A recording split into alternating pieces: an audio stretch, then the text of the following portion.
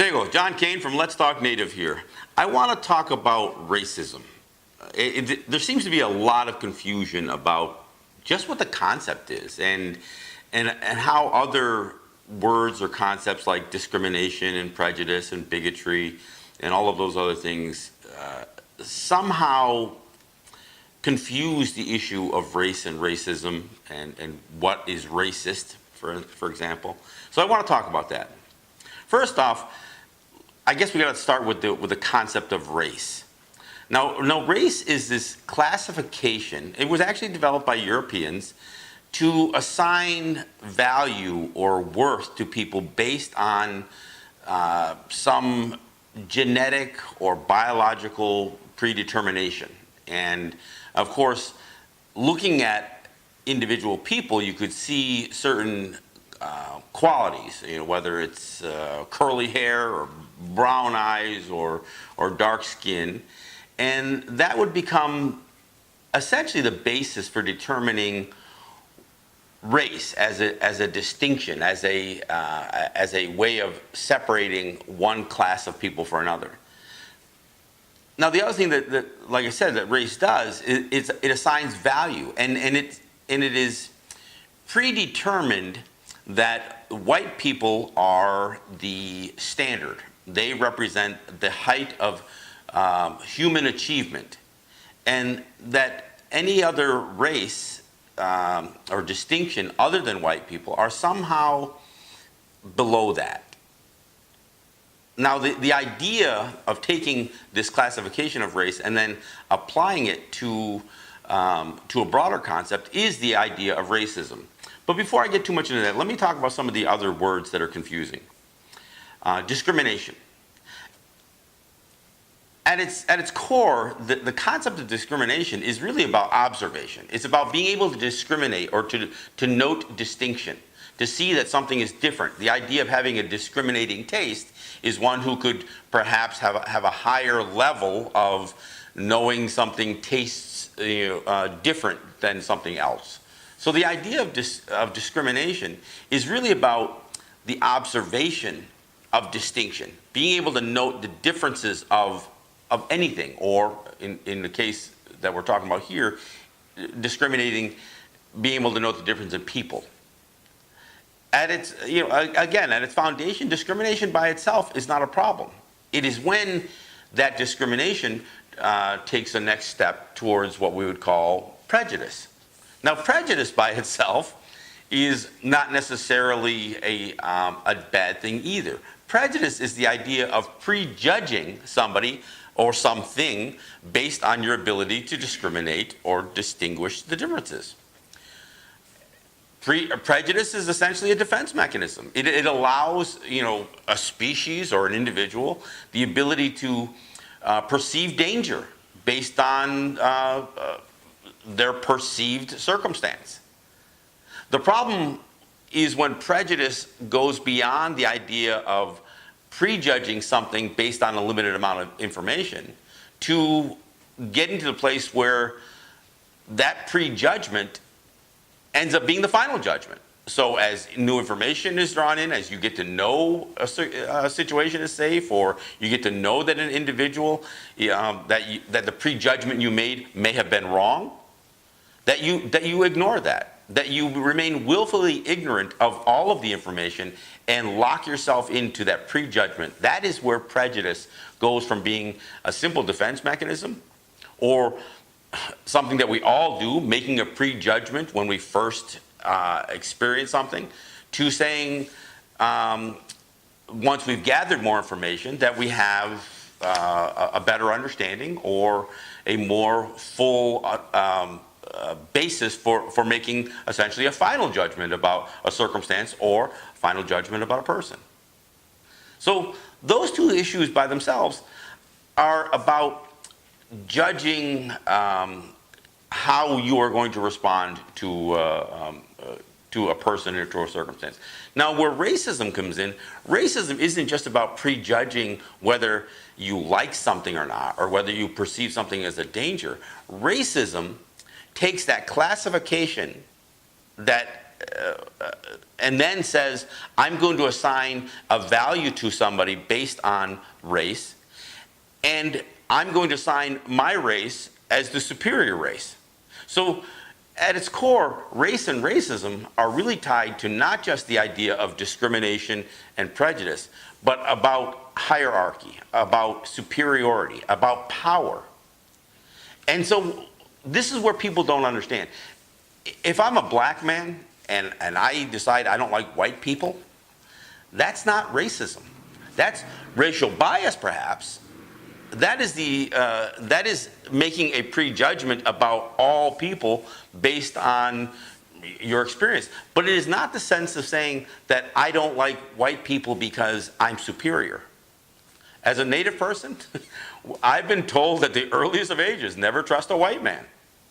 Is that racist? Well, no, it isn't, because it doesn't say never trust a white man because they are beneath you or because you are superior to them. That is what racism is. But having explained that, let's break it down a little farther, because there is individual racism, there is institutional racism, and then structural racism. The thing about racism is that it is systemic. So if I perceive myself as superior to somebody based solely on what I think is my genetic makeup, my race, this classification based on genetics or certain physical characteristics, that is a problem. But it is a problem that is individual. Where racism is, where the concept of racism is exacerbated is when it becomes structural or systemic.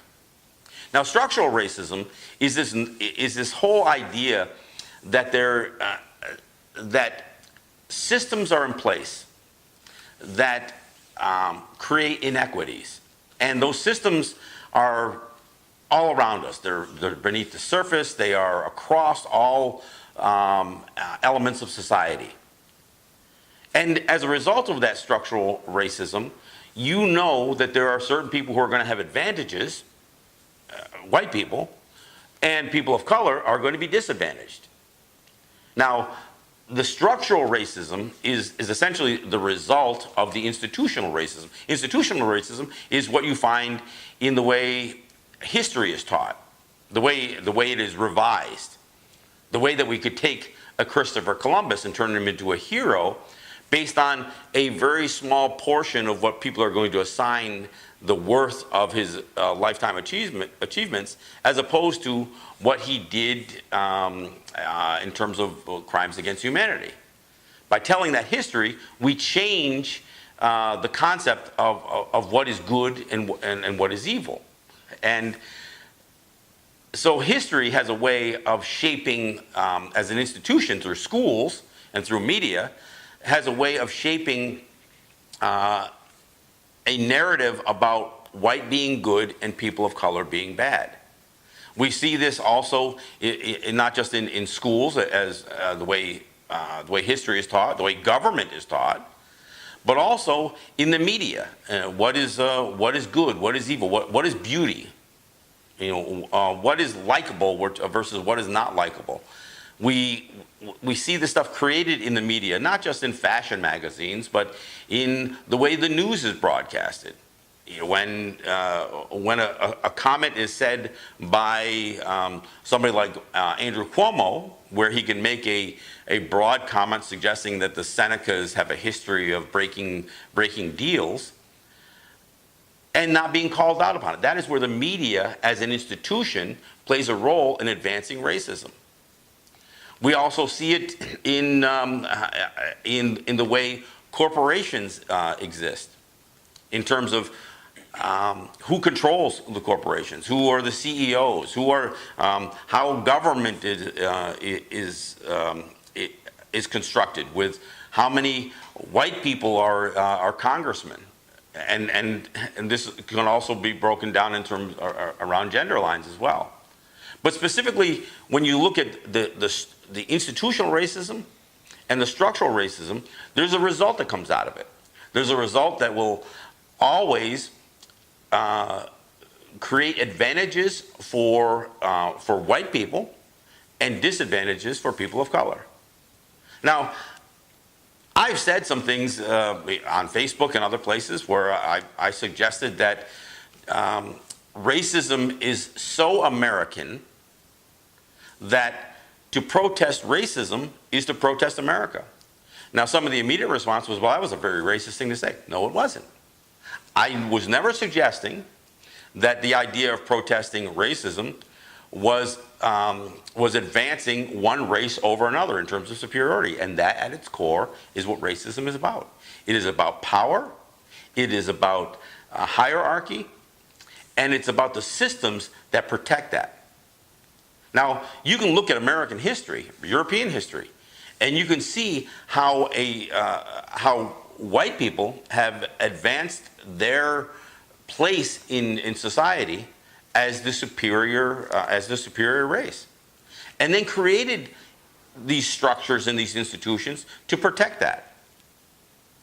The idea of policies that would clearly create poverty circumstances for people of color. Those aren't accidents. Those are policy driven. So when we have this conversation about race, it is really important that people understand that racism is, again, about power.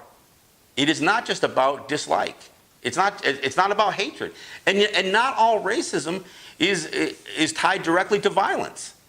It is oftentimes tied to economic scale, the whole economic disparity, the whole idea that people of color will be poor and white people will be wealthy. It's about opportunities. It's about the idea of going in and applying for a job. And if you're a person of color, there's already going to be a certain bias against you based on this idea that white people are superior. It becomes so systemic and so endemic in society that even people of color can be swayed into believing that white people are superior. We see this through assimilation. We see this through, I've often talked about the doll test, where small children are asked to discern the difference between a white doll and a brown doll. What is the good baby? It isn't just the white people or the white children that suggest that the white doll is more attractive or that the white doll is good. Even the brown kids who are asked, the black children who are asked, they too, even at 4, 5, 6, 7 years of age, have already been influenced by society to believe that the white child, that the white baby, the white doll represents goodness, and the black doll represents something that is not as attractive, that is not as appealing, and not as good. Now, I know that I have not answered all the questions about racism, but as a Native person who oftentimes we feel almost a unique level of racism or a unique brand of racism, and we see it with like mascots, with football teams using racial slurs like Redskins as their name, and most of society being fine with it, including other people of color. Obviously, the Washington football team has a lot of black people on that team. And while there's a lot of debate over taking a knee during the national anthem, there hasn't been a whole lot of conversation about the use of racist mascots by sports teams. We see it in the way the media covers even this debate that's been going on between the Seneca Nation and the state of New York. There's this perception that we have been given something as Native people, that we are somehow a burden to the American taxpayer. That when we do achieve something, we only achieved it because we were allowed to do it, or that we were given permission to do it. That is about hierarchy. That is about power. That is about control. In a recent letter to the editor in the Buffalo News, somebody suggested that the Indian casinos should be replaced by state casinos. And so many people could not even understand that was a racist comment. The idea that the state would have the power to shut down an operation or an enterprise of Native people. just the idea that that anybody would believe the state has the power or the authority or the right almost gives a certain amount of that power or authority to the state. This is why I think people have to understand where racism is. You know, and racism isn't just the guy in the marching at a white supremacy rally in a white robe and hood. It is the idea of being complicit with racism, the idea of not acknowledging something. Like I said, when a reporter interviews the governor of the state of New York, and he says something that if you plugged any other name into it, like when he says the Senecas have a history of breaking deals, if you could plug black man or Jewish man into that and realize that was a racist comment, but when you say Seneca, it's okay, that reporter or those reporters become complicit. They become tolerant of racism. The idea of people voting for Trump doesn't necessarily make them an overt racist, but it makes them tolerant of racism. And I would say the same thing, not just for somebody voting for somebody like Donald Trump, but for somebody voting for like Andrew Cuomo. When Andrew Cuomo says that the celebration of Christopher Columbus and the celebration of indigenous peoples at the same time, at the same place, is not mutually exclusive, he's wrong. That is a very racist view to hold. No one would suggest that you could celebrate Hitler and Jewish people in a common holiday or in a common event or a parade. So to suggest that a person who was personally guilty of atrocities against Native people, that you could celebrate that person for only a narrow,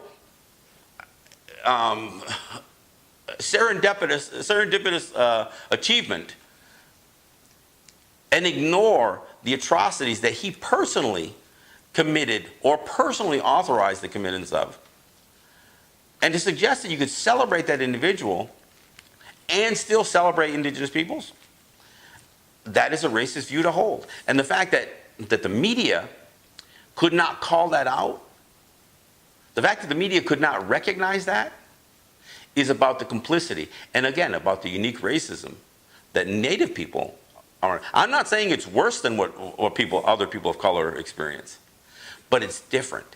It's different because even other people of color can't seem to see it. Look, I hope that I offered something a little bit enlightening about this subject. Obviously, we'll talk about this more in my programs, but I just wanted to offer this video as my personal contribution to the debate. Thank you.